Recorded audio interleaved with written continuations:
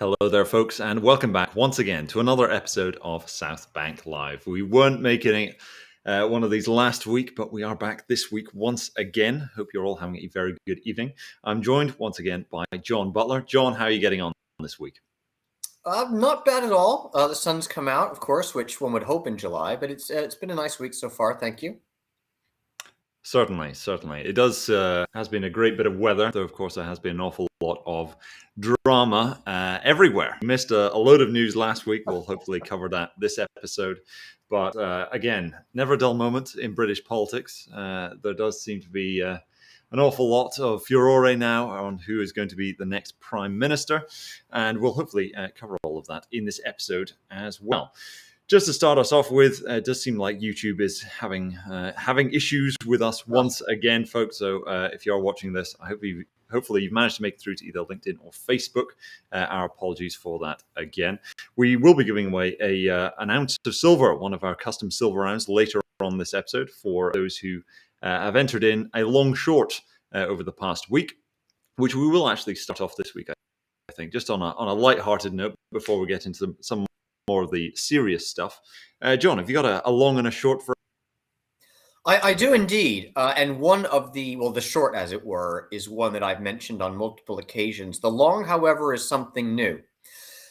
Basically, I'll start with that short. I've spoken for several months about how I think the dollar's strong trend this year, taking it now to the strongest levels in trade-weighted terms in quite a few years, was overdone, and at some point that was going to reverse. Now that hasn't happened yet, although if you look at things like momentum and this and that and the other thing, I do think the dollar is setting up for a correction lower. So I'd still be short the dollar here versus other major currencies and of course versus gold. But the best long now, in my opinion, and this is a short-term view, is that in fact I think conditions are in place for a material relief rally in equity markets. I think stocks are going to bounce higher here. We may be seeing the beginnings of it already, but I actually think it's going to continue on for a little bit. I think there is an awful lot of bad news now priced in. I think natural market dynamics suggest that the pain trade now, as it were, would be a material relief rally. We're talking more than 2 or 3%, right? Something bigger than that. So I actually think we're going to see a relief rally in the stock market. It will probably need a catalyst. That catalyst could be the announcement of some sort of way towards a ceasefire in Ukraine. The catalyst could be a little bit of economic data that just comes in not quite as bad as the rash of really poor data we've seen recently. It could take several forms, but I'd play for a bounce. I see it forming here, and I don't normally trade the market that way. I'm not normally a higher frequency trader. But for people inclined to do that, I actually think this is probably the best opportunity all year to date, where I see it that way. So that's my long, however surprising it happens to be. Quite. It's not common for you to be saying that the stock market's going to be rallying higher, John. What catalysts do you think will be provided? What will be the narrative for why stocks are moving higher? Or it's simply a case of the market being far too distressed, inevitably, even a small bit of buying pressure is going to push it up again?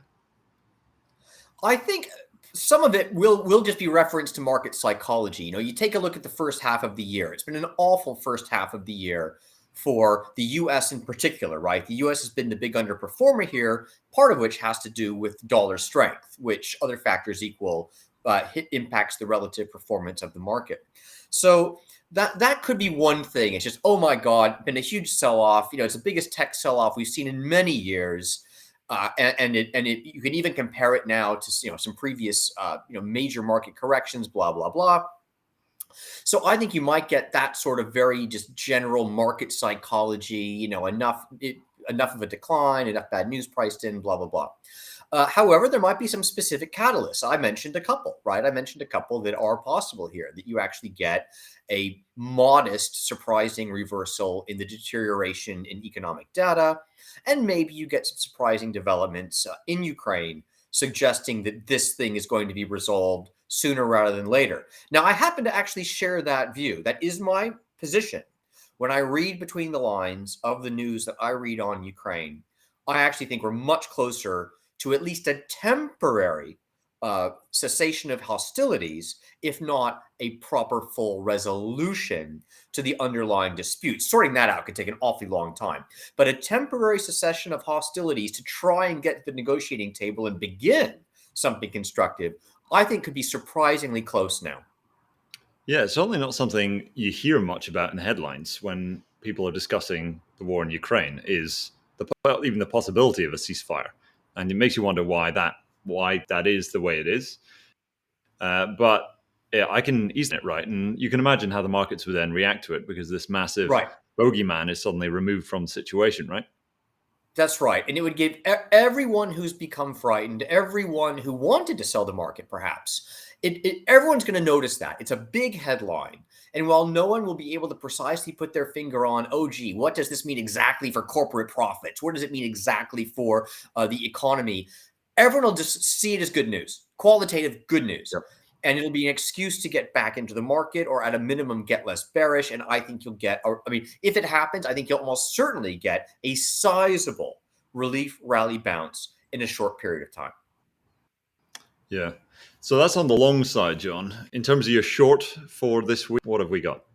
Well, again, it's the dollar itself. I'd be short the dollar on the other side of it. The dollar's way too strong. And keep in mind, other factors equal, if the dollar rolls over, that also helps to boost the US stock market. Yep. So you get an extra kicker from that. So the two trades, it's kind of two sides of the same coin in a way, but I actually think that is the way I'd play it right now. Stay short the dollar, but instead of being long, say gold, I actually think playing for the bounce in equities might be the better short-term play. And don't get me wrong, I'm still a huge gold bull longer term. And I still think when you look at fundamentals, the stock market is going to struggle going forward. I just see this temporary setup supportive of a relief rally. Yeah, tactical move rather than a long-term Yeah, strategic play. indeed. Certainly. That's right. Yeah, apologies to folks who have come over from the YouTube side. YouTube was once again is a cruel mistress, Southbank Live. So hopefully we are managed a few viewers coming over from the Facebook and the LinkedIn side. Good evening to Barry, who has managed to join us. In terms of my long short for this week, you're probably not going to like him, John. I've got to say, number one, my short for this week is California. I'm afraid. I know the state is very dear to your heart, but it's this one headline which it really did make me tear my hair out, really. So, of course, all of the inflation that we've got going on, the wise people of California have decided that the answer to a inflationary crisis that's been brought about by money printing and handing out lots of money to people for free in exchange without needing any goods or services to change hand. Well, the solution to this inflationary problem is just to hand out more free money. So I believe it's $1,085 can be no $1,050. Sorry, in California to receive up to $1,050 in inflation relief. So this is how we solve the inflation: is we just hand out more free money. So I'm afraid that has made me rather bearish on the state of California. It has had many problems, while at the same time having such enormous wealth. But this one is it's making me short California this week. On the long side, as of course we are in the middle of a grand political crisis at the minute. I think my long for this week is Ben Wallace, the Defense Secretary. He does seem to be pretty well placed, seems pretty clean, far removed from the Partygate scandals and everything else. And of course, the British public is very supportive of the war in Ukraine, which was he's been very active in when it comes to getting arms across there. So he seems like a pretty good pick from my perspective if I were in the kingmaker game. Though, of course, Ben Wallace is maybe not the most experienced political operator, so maybe that will detract from chances. If anybody watching does have a pick for who they think is going to be PM, do feel free to post it in the chat. Now, moving on to some of the main things to discuss this week. There are so many angles that we could go for here, John. One thing I'd like to start with is Russia, once again, where we have the debt default and we also have the gold embargo. Very, very interesting situation. Now, this isn't straight from this week. There was a lot of coverage for this last week, but Russia's debt default is a very interesting area where Russia's effectively been forced into this debt default because they can't use dollars in the first place, and yet everybody is celebrating this as look how weak the Russians are. They can't service their debt, and it seems kind of a forced situation. I was wondering what your thoughts on it are, and just in general, what it says about the environment we're in at the minute. Look, yes, I mean technically it's a default, but of course, it's clear why it's taking place, as you mentioned. They're not being allowed to service their debt, so how on earth are they going to service their debt? So again, look, I haven't read the prospectuses of the specific bond issues where they are missing payments now. I don't know precisely what language is in there. I wonder whether there is something in there that refers to issues with the international financial system, the payment system, and things such as this. What is the definition of force majeure? Could it be interpreted by securities lawyers to include sanctions or not? Or I mean, it seems to me that it makes sense that it would end up in court as opposed to just being automatically declared a default. I think it's more complex than that, is what I'm getting at. Now, again, does it really matter in the short term? No. They miss a payment, and certain that will trigger certain clauses and certain actions and this and that and the other thing.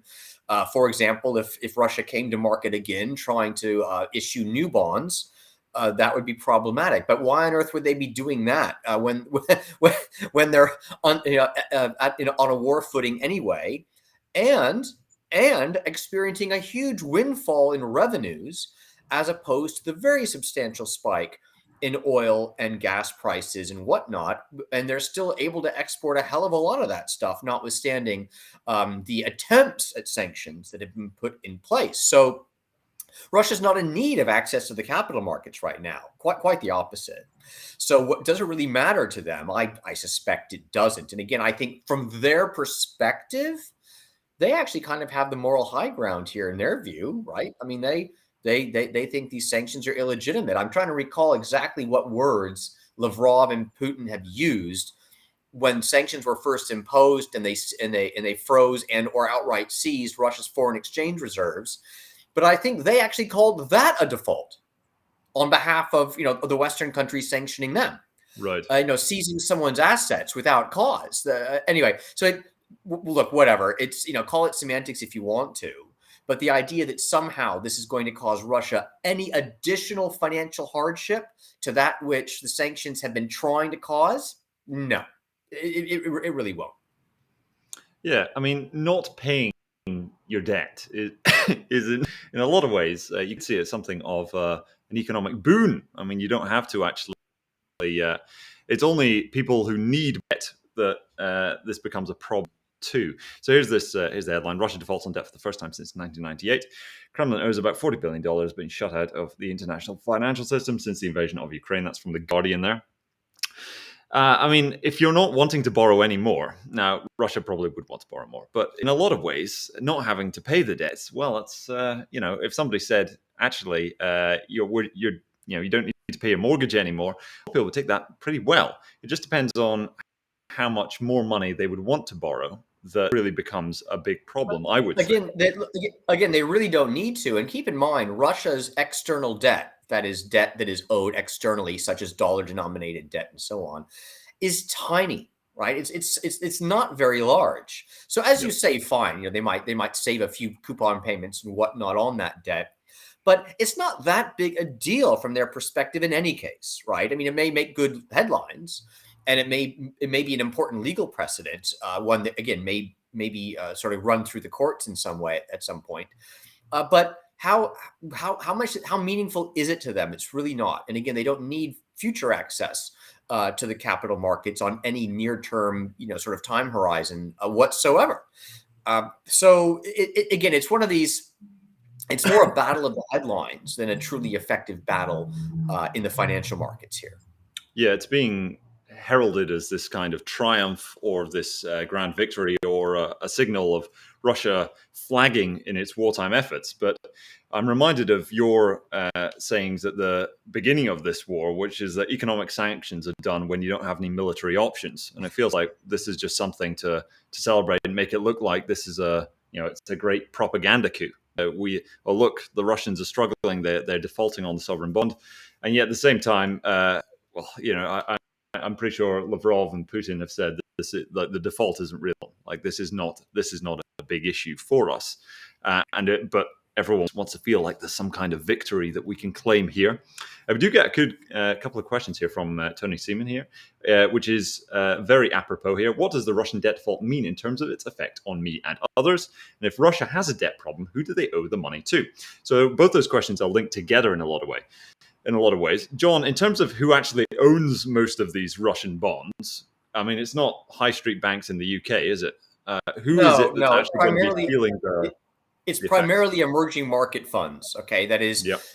large pension funds, large insurance companies. They're going to be allocated to stuff all over the world. They will have some exposure to emerging markets, and some of that, depending on the country in question, could have been some Russian debt, because in some countries you're not really encouraged or even allowed to hold Russian securities for a variety of reasons. But in other cases, that's not true at all. And then, of course, there's the global hedge fund community, which traditionally has been very active in emerging markets. I'm sure they're holding a fair bit of this stuff.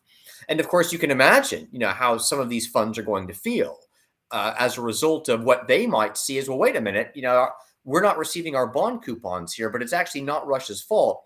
So you could see a group of major funds getting together to try to litigate this in court, saying that they're being unfairly, targeted, ex post by these sanctions that were not in place when they originally invested in Russian debt. And believe me, lawyers love cases like that because they drag on for years and years, and the lawyers make really, really good fees, even though the dispute might never be fully resolved. Yeah. So you can see that becoming an ongoing something or other. But it just isn't. I mean, again, it's not, from Russia's perspective, it just isn't that material. From investors' perspective, yes, if you're holding a lot of the stuff, it's very material, and you might well want to litigate it in court. Yeah, there's certainly nobody. You're not going to get public support for that, are you? It's Hard. the world's smallest violin is playing for the market debt investor who had Right. of sovereign bonds from Russia. Now, good evening to Robert in the chat. Hello again, Messrs. Shoshan and Butler. Good to have you here, Robert. Glad to see you made the journey from YouTube over here. Billy is not very impressed with my Ben Wallace pick for the next PM. But as you're miles out, the last person with a bald head to be elected Prime Minister was Sir Winston Churchill, and there was a bit of a crisis back then. Well, Billy, people like bald guys during times of crisis, Eisenhower, folk like that, and of course Churchill. And now, we've got this Ukraine thing going on. We've got a cost of living crisis going on at the minute. Receding hairlines may well be back in fashion in Westminster and in Whitehall, I would say, at least. I mean, how bad does it need to get, Billy, before you will start supporting bald men in power? I mean, I think being bald may well be in vogue in the future. Another angle on the Russia situation I'd like to dwell on is the Russia gold sanctions. I think there's a headline that we can find for this one too. Very interesting indeed. So here we are. This is from actually the government website. UK sanctions Russian gold export. New exports of Russian gold will no longer be allowed to enter the UK, Canada, US, and Japan, thanks to tough new measures to be announced at the G7 summit. Now, this is not just our idea here in the UK. This is a much more broad form of economic sanctions. But this, raises a lot of interesting questions, because I thought gold was just a barbarous relic, John. I didn't think it served any purpose. Why are we bothering with these Russian gold exports in the first place? I mean, it's nothing. We only hold it because it's tradition, right? Well, the fact is, though, is that Russia is a major gold producer. Yeah. Now, that said, they don't actually export a whole lot. That is, they have a lot of it held domestically, but of course some might get exported, and it might end up entering the LBMA system. It might end up in Switzerland. It might end up in China. It might end up in Dubai and India and so on. So look, but again, is how material is this? How and how much of the gold would have ended up in the countries that are involved in the sanctions? I mean, the LBMA is the big question mark there because that, of course, is based here in the UK. So you could say, oh, this means that Russia will no longer be able to get gold into the LBMA system. Well, who misses out more there? Does Russia or the LBMA? Yeah. Because obviously gold can be traded in Shanghai, it can be traded in Dubai, it can be traded in Switzerland. And these are all places that are not, particularly interested in enforcing sanctions on Russia. So I just don't think it's material. I think it's very symbolic. I think it was maybe seen as a small loophole that Russia might try to exploit, that they did want to close, perhaps alongside everything else they're doing. But I've mentioned this before. We're way into the diminishing returns of sanctions already. The major steps were taken early on. Those steps are the ones that are already causing immense hardship, in particular in Europe, but with a handful of Russia's other trading partners. And so that was meaningful. You could argue it's damaged both sides. So it's hard to say it's only damaging Russia. It's clearly damaging both sides. Indeed, in some ways, you could argue that Russia is almost taking advantage of it to reorient their economy and strengthen trading ties with those countries, such as China and India, that have not gone along with the sanctions. Okay. But look, it's largely symbolic at this point, in my opinion. If we look more deeply into the gold market and gold market structure, which is something we've explored a lot in these episodes, there's an interesting angle here I see where people are really strong into the gold world and aren't a huge fan of the influence of the paper futures market on the gold market. Is there maybe some angle here where in the East, where it is much more of a physical trade, uh, and over here, where it's much more of a paper trade, this sort of sanctioning of Russia out of that is just pushing more influence to the East when it comes to the actual gold market, where actual gold is changing hands, rather and further away from here in the West, where everything's about futures. Well, I mean, there's been this general flow of physical gold from west to east for years now. Yeah, And that's due largely just to the chronic underlying trade patterns that you have, which is that countries in the East tend to export more than they import. And countries in the West, in particular the US and UK, do the opposite. So there's a natural flow of gold the other way, in that situation. But as you say, the market in the East does tend to be much more of a physical market, and in the West, much more paper. And indeed, you've got a situation in the West which is it's really unprecedented in commodities market history to have so much paper just being rolled over and over and over and over and over again with not a whole lot of physical underlying trading hands between those speculators. It's just getting rolled, they're just rolling over the paper positions. And some people argue, and you could include me in this group, that provides for potentially very poor price discovery. It's a very poor mechanism for determining just how physically tight a given market truly is or isn't. But other factors equal, if the underlying physical flow has been from west to east and will remain from west to east, then at some point those markets do become physically tight, and you might find a huge mismatch between whatever's happening in paper, whatever's happening in physical, leading to a crisis. Now, we have had a couple situations over the past couple of years, including gold and silver, where markets did suddenly tighten up. And there were some temporary panics to try and make some of the rules more flexible, especially regarding eligible and registered inventories and things like this. So the signs of stress have already been there, and it could well be that the price discovery remains poor, and another such squeeze/crisis or something or other lies around the corner, and is made all the more likely if you're imposing any further constraints on gold flow, especially around the LBMA, which is at the center of a lot of this. certainly. Very interesting dynamic. It doesn't, as you say, it does seem like mostly a symbolic action to try and sanction Russia's gold. But when it comes to the effectiveness, I mean, correct me if I'm wrong, John. Surely, if Russia did want to offload a load of gold, they'd just sell it to India, and the Indians would just say, "Oh, it's Indian gold," and then it would make its way to the West anyway. No one's going to be checking the provenance of that. Look, I mean, again, now it's very, very easy with the correct equipment to determine if gold is, what you say it is. And gold is gold. It's an element, right? It doesn't. At the end of the day, right? If you're trading between two sovereign nations, does it really matter which refiner's stamp is on the bar?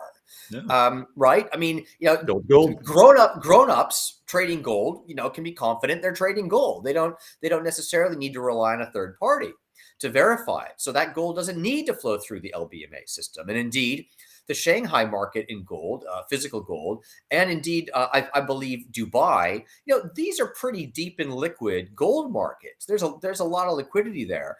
And don't write off Switzerland either. Again, Switzerland's in a bit more of a difficult position. They would not want to be seen to be facilitating increased activity in Russian gold trade. Absolutely not. They're going to try to sit this one out.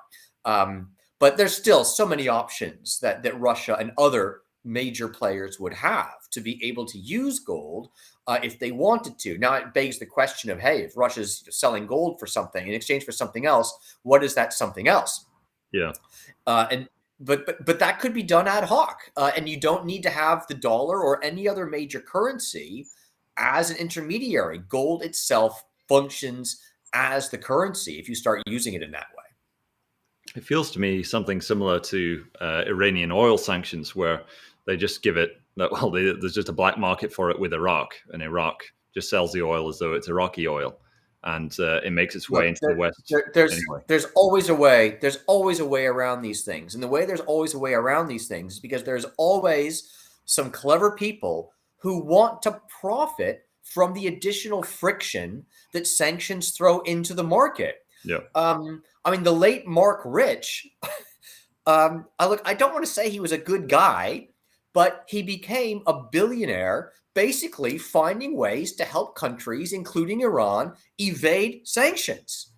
Okay. I mean, he became uber wealthy as a result, and his ex-wife Denise is now one of the richest women in the United States. Yeah. So anyway, there's always a way around these things, and so the idea that a few strokes of a pen in Parliament and in Washington D.C. are going to change that is it's not going to happen. Yeah. Mark Rich, fascinating. There is a good book that's he's done loads of interviews before he died, and it's called The Secret Lives of Mark Rich. It could be hard, like they could have cut it in half. It's very, very wordy. However, the interviews with Mark Rich in that book are fascinating, and he just seemed like a very just a fascinating character. He's ultimately just a massive free market capitalist, and all he's doing is just, they want the oil, and I just took the oil from one bit and I just sold it elsewhere, and they paid me the money for it. And if it was Cuba or Iran or Venezuela, never minded, and facilitated an awful lot of trade. Very interesting character, but of course, as you say, was effectively just making hay out of the dysfunction that results from these kind of sanctions. When you're thinking of Russia on the energy side, as we were discussing oil a little bit there, what's your current take on this very interesting idea that we're going to be putting a cap on oil prices? I heard a little bit about this, John, and it didn't really make sense to me. Perhaps you'd tell our audience what exactly is going on here. Well, first of all, it's hard to make sense of it at all because it's not even clear really what they're trying to achieve with this one. So basically, I guess it kind of happens this way. They try to sanction Russian oil, and it's not really working for a variety of reasons. First of all, a lot of countries, including China and India, aren't going along with it. And then you get all these games that are played where tankers leave Russia. They meet in some third country port somewhere. They blend the oil. They move it to other tankers. They reroute it. They this, they that. So it's very hard to trace the stuff. So they're trying, it's an acknowledgement. It's an acknowledgement that a lot of Russian oil is leaking through the sanctions, right? Lots of it. Yep. And so now the idea is, oh, okay, well, look, any country who wants to buy this oil. We're going to enforce a cap now. It's like, well, hold on. It's not supposed to be leaking out in the first place. And if it does leak out, then probably it's going for a discount. So if it's going for a discount, then the price is declining, and you want to cap it, which means you kind of want to stop the price going up. It doesn't make any sense to me at all. If you can't enforce sanctions in the first place, if you can't track the flow of oil in the first place, then how are you going to impose a price cap on it? And why impose a price cap on something which is selling at a discount? None of it makes any sense to me. Yeah, me neither. Is some of this stuff with the price cap, is the idea that it makes Western governments look like they're doing something to put a cap Absolutely. on energy prices? Is that it? Absolutely. Absolutely. Because you can't tell the Saudis you're going to put a price cap on them, No. right? Because that'll really anger the Saudis. And of course, you couldn't do that with other major oil producers either, who are on generally good terms with the United States. But of course, you can say, oh, this Russia's price gouging, this, that, the other thing. No, to the extent Russian oil is circulating around the global economy, it's trading at a A discount. discount, yeah. And everyone knows that. It's not, so yes, I think you're absolutely right. It makes for good headlines. It makes for good PR. Does it make any economic sense? Really? Is there any economic impact? Really? No, in my opinion. And yes, it's whatever. It's when you look underneath the hood, it's complete nonsense. I mean, it's the same way California throwing money around to try to control an inflation problem is complete nonsense. Yeah, it does just seem very, very strange. But yeah, the whole idea of capping energy prices at a time when energy is obviously in short supply of all kinds. When you think of how bad it, well, earlier you said maybe there's a sea on the horizon, and this is going to make we're going to get a nice relief rally. How would such a ceasefire affect the energy situation in Europe, where it's really looking like we're going to get energy rationing on the continent? Well, obviously, to the extent that markets are forward-looking, I think people would generally assume that the announcement of a ceasefire would not necessarily immediately relieve the pressure on energy flowing to Europe. But if you look a few months ahead, it's highly likely to do so. And it's only July, meaning if you had a ceasefire anytime soon, Europe would not necessarily be facing a winter with gas supplies and other sources of energy still so severely constrained. So I think that would lead to some just tremendous relief in a forward-looking way, even if the gas wouldn't start flowing overnight. But keep in mind, the very condition for a ceasefire, and to get Europe to buy into it, and everyone else who's involved in this to buy into it, I don't think that Europe would be particularly supportive of a ceasefire if No. they did not think that one thing it would achieve, and achieve fairly quickly, would be turning the taps back on, because they are desperate for that. So that would be a high, an item high on the diplomatic agenda once the bullets stop flying, right? Yeah, very, very strange situation.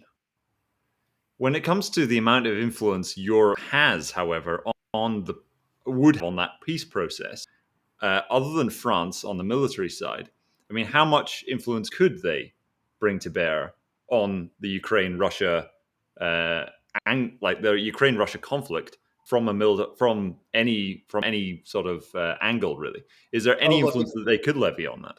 in terms of direct military action, again, NATO does not really have good options here, and that certainly includes, most European members of NATO. They really don't.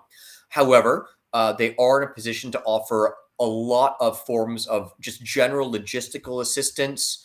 They can help with food. They can help with transport. There are things they could do if they wanted to keep helping Ukraine. Absolutely, but in terms of engaging militarily themselves, no, they're really not in a position to do that. Militarily, NATO is nothing without the United States. And yes, France has some capabilities, and the UK has some capabilities. Those capabilities are largely designed nowadays to deal with things around the world, right? France spends a lot of time doing police actions in Africa. Yep. And Britain, of course, is still involved at various points around the world. But how effective would they be at land warfare in Europe without the United States? It's not really worth talking about. So in any event, the influence within NATO is much more of an economic and political nature. That's what the European countries definitely do have. But no, they don't have much military influence. Yeah. Seems like Europe talk is a big talk, as it always does. But when it comes to actually exerting strategic influence, once again, everyone likes hating the United States, but when things go wrong, they're on a call to Washington pretty quickly. Looking at the chat, some very interesting comments here. Robert sold 3 kilos of Aurum this week and bought back into Bitcoin at £16,000. I aim to cash back into Aurum at a 2 times gain. Well, good luck, Robert. Very interesting pair that Bitcoin and gold. Very interesting correlation and anti-correlation that they exhibit. Wish you all the best with that trade. 3 kilos of Aurum. That's quite a lot of gold. You're messing around with.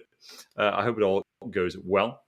Liz, price caps are just propaganda and virtue signaling used to con the masses. I would agree with that, Liz. Though sometimes people are just really stupid. Sometimes it isn't part of a real grand master plan. People just think, hey, if I just say the price has to be something, then everything's going to be okay. Robin asks, how much is the Russian oil discount? Well, Robin, it depends on exactly where the oil is being traded and to whom. However, in some cases, am I thinking we've seen $10, $20 discount on the crude, John? I've seen some scattered reports on it that are that order of magnitude, but of course, it's very hard to get good data on something like that. Certainly, nobody really wants to say, "Yeah, I'm No, buying Russian oil." exactly. Yeah, it's not much of a vote winner, is it? John S says, "Good evening, Boaz and John. Good to see you again, John. Is some country doing a Gordon Brown and selling gold from its reserves? If so, I hope it's doing a real Gordon Brown and selling at the bottom of the market." Here in Aberdeen, I am long 10:30 p.m. sunsets in the garden and short 3 p.m. sunsets indoors.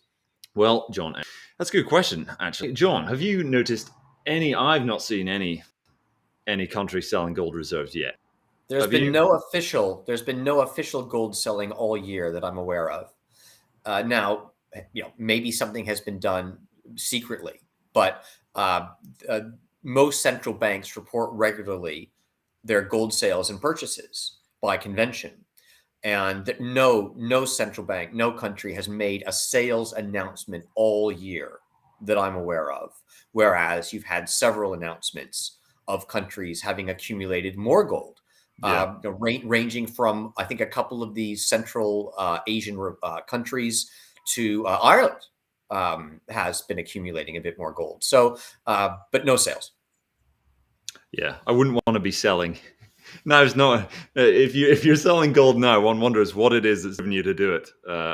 But maybe somebody will decide to do a gold round, as John S. I'm quite interested by whoever will try and do that. But maybe we'll see one. I do find it very interesting seeing gold at the minute.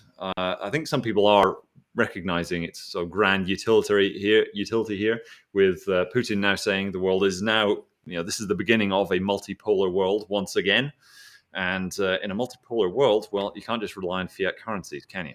That Well, is a big. that's one of the central theses of my book, The Golden Revolution Revisited. I make the point that a multipolar world has a very different international relations game theory dynamic than a unipolar world. And one of the implications is monetary. That is, it's far less likely that a single reserve currency can dominate if that reserve currency is not backed by something. Because in a multipolar world, why should any player in a multipolar power structure have that unilateral advantage, Yep.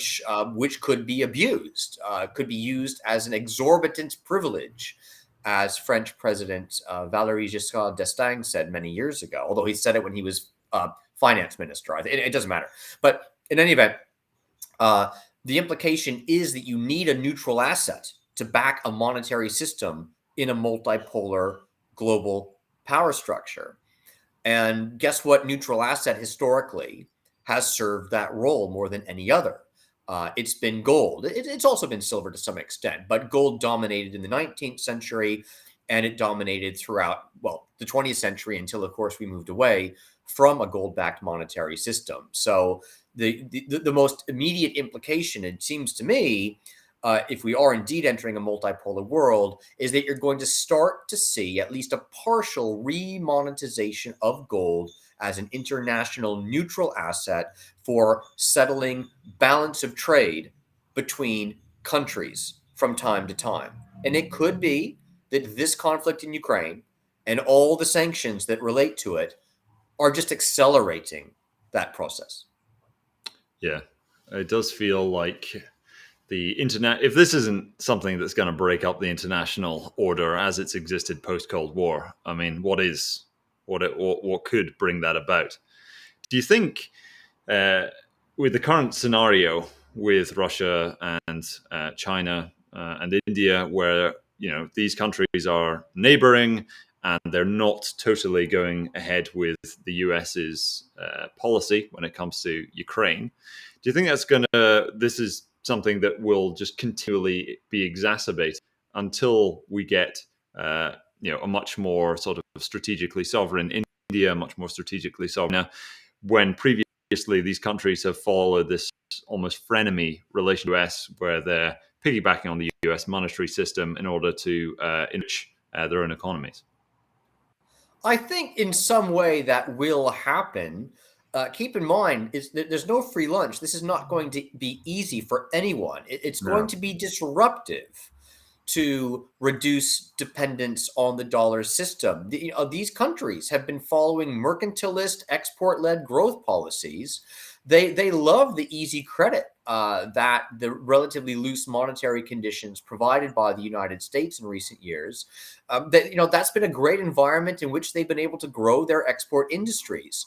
But at some point, they're going to have to rebalance. They're going to have to start to export a bit less and consume a bit more. That's the natural order of things. That's the way it's going to go. Now, that in itself also implies less reliance on the dollar if you're less reliant on exports to the United States to fuel your economy generally. So the dollar's role has been in gentle, and I stress gentle decline for years. However, it's been too gentle to really show up, but very gentle decline. Something more meaningful almost certainly lies on the horizon. And again, as I argue in my book, I actually think gold is going to play a role here. But what's also interesting, and we can't forget this, you use the word frenemies. That's important. Do China and India have some major disputes that have never been fully resolved? Yes.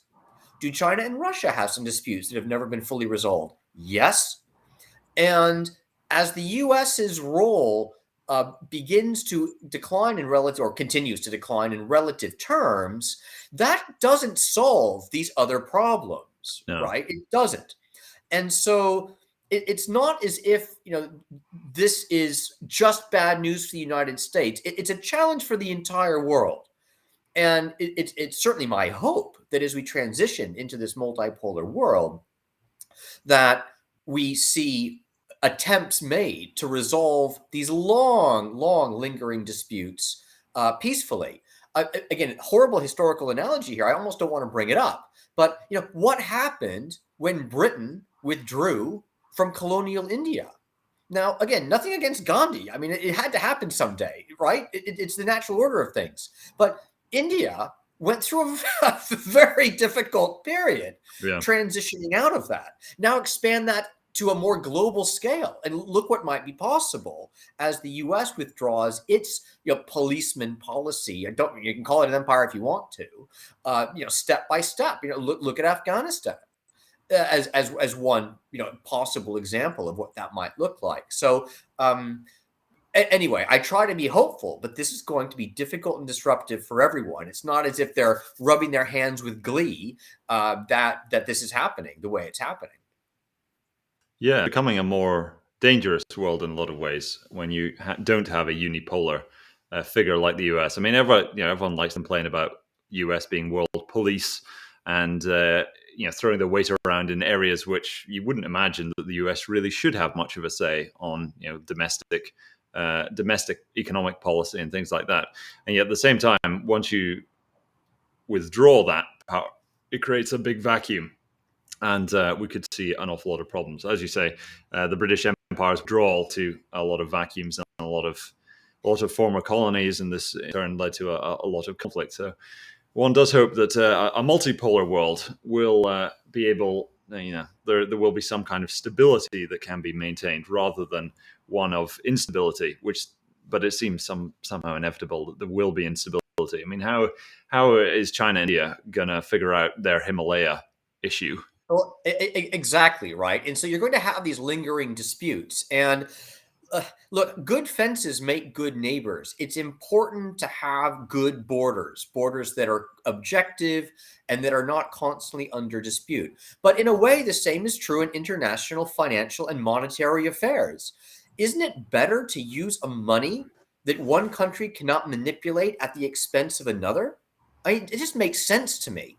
And it's just another reason why countries that, as you say, are kind of frenemies may also, given that the dollar's role is declining anyway, may also see just a natural logic to pricing bilateral trade in a gold-backed or gold underlying of some kind, rather than national printed fiat, which who knows what's going to happen to it.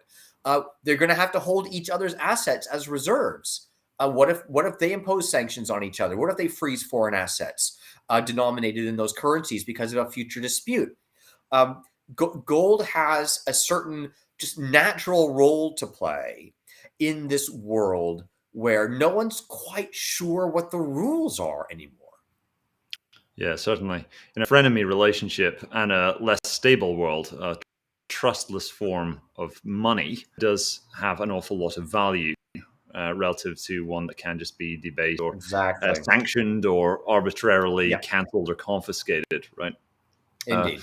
on that note, we do get a question from Yair, who says, very interested to hear your take on the more recent tactical uh, spot price of gold when we're looking at it, just over the past few weeks, which has been very interesting. It's not been exactly a very strong market for gold at the minute, and it's trading still a bit like a risk asset there. Is this the dollar's strength that is exerting pressure on the price of gold, or is it something else? That's a big part of it, in my opinion. There's a second part I'll mention in a moment, but do keep in mind if you take a look at gold, denominated in a basket of non-dollar currencies, gold's been pretty stable this year. It's traded all right. In some cases, it's gone up, but versus the dollar, that's where you see gold having done relatively poorly. Now, again, it's not the whole story though. And the other thing to mention is, other factors equal, in a risk-off environment, gold sometimes does well, but sometimes does not do well. And the latter can be the case if you're getting into a proper liquidity squeeze where people are actually having to draw down credit lines. And that can cause the forced liquidation of positions generally across the board, be it risky assets such as stocks, or be it safe haven assets such as gold. And this helps to explain why gold traded poorly into the crisis of 2008, because of all these general credit drawdowns that were taking place as banks put in margin calls, and there was a huge scramble into liquidity. Gold can get caught up in that, but it only gets caught up in the short term. And there's a reason for that. Because the way the authorities always end up dealing with these credit and liquidity crises when they become severe enough is to ease credit and liquidity conditions, pump more into the system, and gold is a very, very sensitive asset to that. If you're still in a risk-averse environment and yet the authorities are getting into gear to, get the printing presses going again, gold is usually the first asset to recover. And it can recover by a lot. I mean, look at the recovery that takes place as you come out of the crisis of 2008. First of all, gold is a full 3 months ahead of anything else. Everything else was still in the toilet, and gold had already been rallying for about 3 months coming out of that crisis. And then as other things started to recover, gold just kept on going. And it kept on going for about 2.5 years coming out of that crisis before it then reached a peak and began to, and some profit taking set in. So we may be seeing that immediate risk off credit and liquidity squeeze dynamic getting in gold's way here temporarily. But if history is a guide, it's setting gold up for a big, big retracement and recovery, probably to new all-time highs when it's clear, for example, that the Fed's not going to keep raising interest rates, say, and or that other central banks, including perhaps the Fed, are going to return to some of the previously unconventional measures that were slated to be discontinued. Who knows what form it takes, quantitative, qualitative, and so on. Right. It does feel like when people do feel a bit of relief and that the crisis is behind them, it's then that they'll start wondering just how much their money has been debased over the past 2 years, and turning to something like gold. On the topic of safe havens, John, there is another angle I'd like to explore here. We are getting on a little bit for time, but this is the case of the yen and the Japanese central bank. So here we have a nice little shot from Twitter here on the Japanese central bank printing money to buy government debt, ultimately Japanese government debt. Now, we've been a spectator for this for a very long time. Japanese central bank has been well ahead of the game when it comes to quantitative easing and all of the strange distortions it creates. They've been doing it for ages. But it seems like now things are really going off the rails. Like finally some really big consequences here. And as you can see with this chart, we're just going suddenly. We're suddenly spiking to a huge degree. The Japanese central bank is intervening at an enormous rate to buy Japanese government debt. And one wonders whether or not this is some kind of canary in the coal mine for the kind of central bank activity that we've seen ever since the financial crisis, whether or not things are really going to go wrong here. What's your take on what is going on? Why is the Japanese central bank suddenly having to intervene to this level and print trillions upon trillions upon trillions of yen? Look, Japan is in a very difficult spot here. As you know, I mean, they're a huge exporter. They're also a huge importer. But guess what? They're a huge importer of. They're a huge importer of raw materials and energy, and they're a huge exporter of finished products or intermediate products and finished products of various kinds. In many cases, quite high-end stuff. And so that really puts them in a difficult position because Japan is undergoing a huge margin squeeze, as it were, at the corporate level, which is going to have a very, very serious, seriously negative economic impact on them.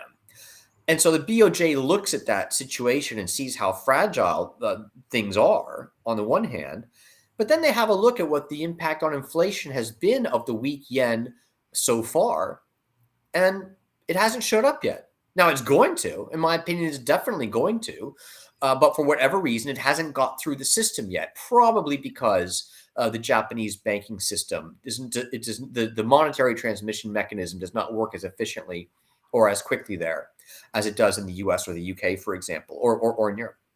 So it just hasn't showed up yet. I do believe, however, once inflation gets sufficiently high, the BOJ is going to scale this back. I think they will. They're going to scale it back. The yen's going to start to strengthen again. That will help to keep inflation in check. It may never get as high as it has got already in the UK, for example. It may not. It will get higher, though. That's my guess about where we are, what the BOJ is doing, and what they're going to be trying to do going forward. I don't think it indicates that there is this sudden crisis, which is fundamentally any different than what's happening in other countries. It's just that unlike in the euro area, where Germany is embedded within the euro, Japan does have its own currency, and it's happy to allow it to weaken versus the dollar as long as it doesn't show up in realized inflation. It hasn't happened yet. It will happen soon. Think that Japan will be able to dodge the level of inflation what you've got here in the UK? Because I think that the tolerance for inflation in Japan is not as high. I think you're going to see a lot of public pressure to move more quickly and more decisively as inflation begins to rise. This is a country that is accustomed to like proper price stability. Inflation's been essentially zero in Japan for over 2 decades now, and that's what people expect. And so it'll be a really, really big deviation for Japan to deliberately allow that to happen. Keep in mind, I mean, if you believe the Bank of England, they never thought inflation was going to rise this far, this fast. But now Japan has been given a clear warning by the rest of the world, and I think they're probably going to be a bit more on it, as it were, and be willing to let the yen strengthen again, and which will happen naturally if they indicate that they're comfortable with that and they're willing to allow that to happen. Will be very interesting to see what happens with the yen and whether or not it can retain its safe haven status.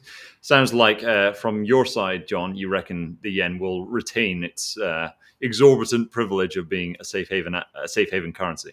Look, the Japan of today is not the Japan of yesterday. That said, it's not night and day either. Okay, that is Japan as a country is in rough balance between exports and imports. Whereas, as we know, the UK is a net importer, and the US is the world's largest net importer. So Japan, in theory, should have a more stable currency in trade weighted terms. It should have a more stable rate of inflation vis-a-vis global economic shocks generally, because it's simply more balanced generally. Now, don't get me wrong, Japan has issues. Who doesn't have issues? But the issues in Japan are intergenerational domestic issues where the currency moving this way or that doesn't really address those well.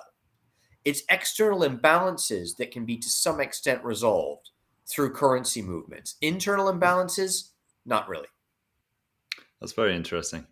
And yeah, once again, another what is it? The mystery wrapped in an enigma that is Japan. That everybody wonders, why is it that the yen behaves this way? How is it that they've managed to get away from all these problems of currency debasement, things like that?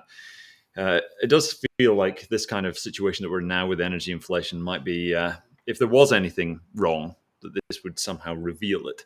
But maybe the masters of the universe at the Japanese central bank will manage to carry on as they have and muddle through it, and the yen will still remain one of the top currencies in the world. We are getting on a little bit, folks. I would like to announce the of our last week's competition. When we weren't here, we did ask for some long shorts from our audience, and we shall be giving away one of our custom silver rounds. It's an ounce of silver with a wolf on it, or one of our lupos. The winner for the wittiest remark that we did receive, or the most thought-provoking, was Alan M, whose long was Ben Stokes and the England Test cricket team. Energy and self-confidence turning losing positions into victories. Of course, with the England Test cricket has had, and this was actually before their most recent victory that took place this week. And Alan M. would Bernie Ecclestone primarily for his comments that he would take it for Putin, but also for his personal stature as well. It does feel like Bernie Ecclestone maybe got senile there. Real lack of self-awareness for how that might be received by the public if you said you would take a bullet for Putin. Regardless of your thoughts on the guy, it does feel like this is maybe not the smartest to say something like that, but maybe he's old enough and he's got enough money, he doesn't really care anymore, which is fair enough, I suppose. Billy in the chat, who commented earlier that there's no way in hell we'd have a bald prime minister. Once again, Rishi Sunak and Jeremy Hunt both have good full heads of hair. I've got to ask, Billy, what is it having hair that makes you that qualifies you for office? I feel like I should be I'm in the wrong business here. Maybe John and I should be in politics instead. What's wrong with a bald guy being in office? I mean, is it really that much of a headwind? Ironically, well, maybe Billy can tell us. But one, John, would you care to offer your suggestion or who your pick would be for PM? Oh, look, I'm not a UK political analyst by any stretch of the imagination. I do, however, think that the speed at which this has happened has been such that it's really going to lead, I think, to a very quick, tough fight and resolution, because there's this idea that you're going to have Johnson stick around, this idea you're going to appoint a temporary caretaker who then steps down. There's just too many ambitious people who are going to try to seize this moment, force the issue, force it to a resolution. Someone's going to emerge fairly quickly from this. Now, they may not last long because they may not be able to deal with what is a very, very challenging economic and political situation today. But I think we're going to have another prime minister fairly soon, as opposed to some caretaker arrangement that lasts into October or something like that. Yeah, I certainly agree with you there. One last one from the comment section. Jason says he is long on Cliff Richard's song "Carrie Doesn't Live Here Anymore" regarding 10 Downing Street. Yeah, it sounds like royalties for that one are going to be paying pretty well over the next few weeks at least. But there we have it, folks. That is episode 50 of Southbank Live. Next one won't be next week; it will be in 2 weeks' time. As it is pretty tricky to run these, and it may indeed be the last episode of Southbank Live, as we shall be going on a small hiatus, or maybe even a long hiatus afterwards. But that will all be addressed in episode 51. We shall leave it there for you for the moment. Thank you, folks, all for tuning in this evening. Sorry again about the YouTube issues. YouTube really doesn't like us for some reason. But we shall be back, episode 51, so we'll see you then. But in the meantime, have a very good evening. And John, thank you so much for joining me. My pleasure, boss.